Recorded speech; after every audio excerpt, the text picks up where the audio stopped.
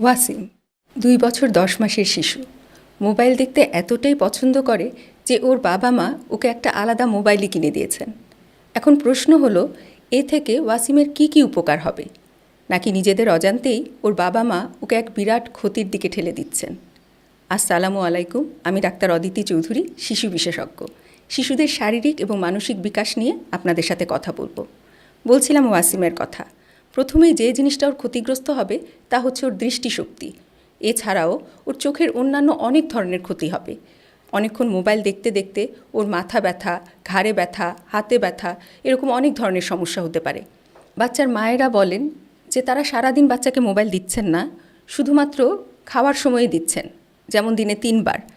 এই ক্ষেত্রে আসলে কি হতে পারে? বাচ্চারা তখন মোবাইল নিয়ে মনোযোগী হয়ে থাকে।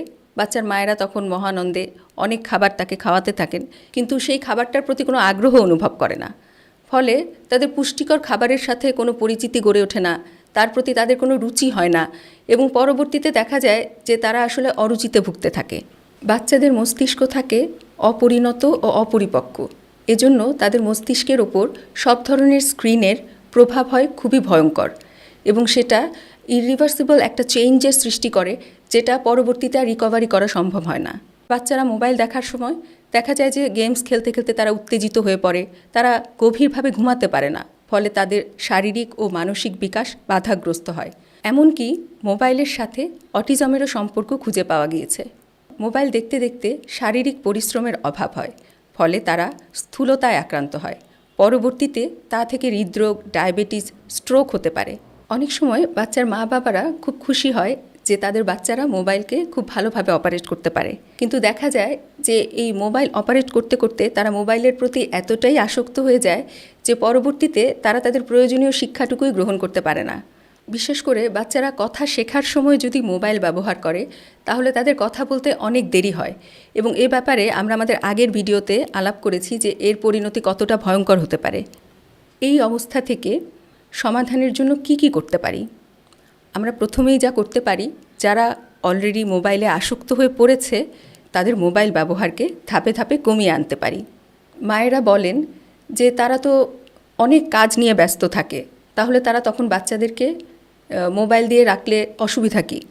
এই ক্ষেত্রে যেটা বলা যায় যে মোবাইল আস্তে আস্তে তাদের বাচ্চাদের মানসিক বিকাশের এমন ক্ষতি করবে যে সেটা পরবর্তীতে দেখা যাবে যে সেটাকে কাভার দেওয়ার জন্য বাচ্চার মায়েদেরকে সব কাজকর্ম ছেড়ে দিয়ে বাচ্চার পিছনেই বসে থাকতে হবে। বাচ্চাদের খাওয়ার সময় তাদের নিজ হাতে খেতে দিতে হবে, ফলে তারা খাবারের প্রতি একটা আগ্রহ অনুভব করবে, সেটার স্বাদ অনুভব করবে, এবং তার খাবারের সময়টা তখন তার মায়ের সাথে একটা চমৎকার আনন্দময় সময় হয়ে উঠবে। এজন্য শুরু থেকেই বাচ্চার মায়েদের বাচ্চাদেরকে এমন কিছু সৃষ্টিশীল কাজের সাথে সম্পৃক্ত রাখতে হবে, যেমন ছবি আঁকা, গান শোনানো, অথবা গল্পের বই পড়ে শোনানো।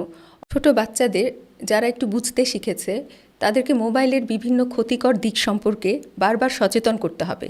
সে নিজেই বুঝতে শিখবে এই জিনিসটি তার জন্য কতটা ক্ষতিকর। সে চেষ্টা করবে এর থেকে যতটা সম্ভব দূরে থাকা যায়। 2 থেকে 5 বছরের বাচ্চারা যাতে কোনো ক্রমেই 1 ঘন্টার বেশি মোবাইল দেখতে না পারে, আমরা সেদিকে মনোযোগী হব। 5 বছরের উপরের বাচ্চাদেরকে কোনোভাবেই 2 ঘন্টার বেশি আমরা মোবাইল দেখতে দেব না। 18 বছরের নিচে কোনো বাচ্চাকে আমরা আলাদা করে স্মার্টফোন কিনে দেব না। রাত 11টার পর বাসার সব ধরনের মোবাইল, টিভি, ট্যাব, ল্যাপটপ, সব ধরনের স্ক্রিন আমরা অফ রাখব, এবং এটা আমরা বড় থেকে ছোট সবাই অনুসরণ করব। বাচ্চাকে সব ধরনের স্ক্রিন থেকে দূরে রাখুন, মোবাইলের থাবা থেকে রক্ষা করুন। সুস্থ থাকুন, ভালো থাকুন, নিয়মিত মেডিটেশন করুন। খোদা হাফেজ।